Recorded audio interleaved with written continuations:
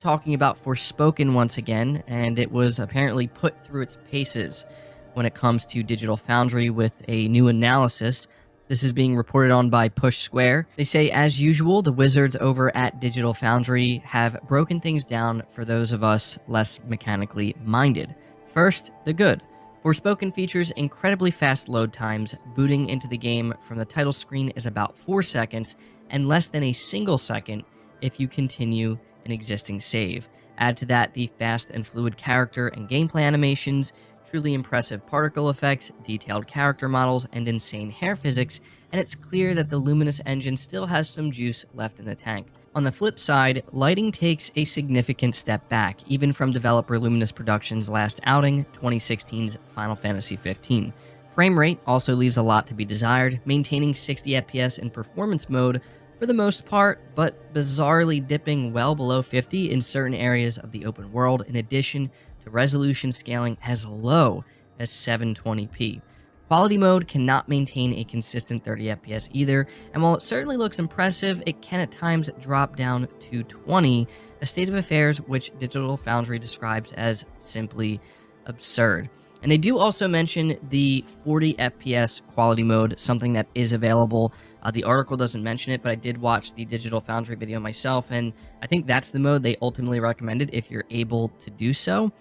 But, I thought that this was worth covering because Forspoken is a PS5 only title, and I think you can clearly begin to see the difference between a PS5 exclusive that was developed outside of PlayStation Studios versus what you would expect from PlayStation Studios.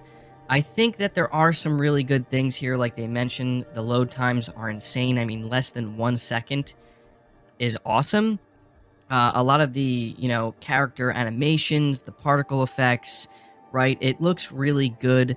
There are a lot of things about Forspoken that I do think on the surface look pretty good, but hearing that it's really struggling this much when it comes to performance and hearing that it can at sometimes somehow dip down to 720p, that honestly, that's kind of insane to me. I can't believe that's actually true.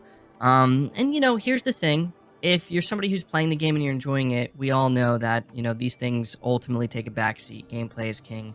But it's still, I think, a little disheartening, right? When we entered 2023 and we know that this is going to be a big year for PS5, in general, and PS5 exclusives, I don't necessarily think that, this is what we were hoping to hear.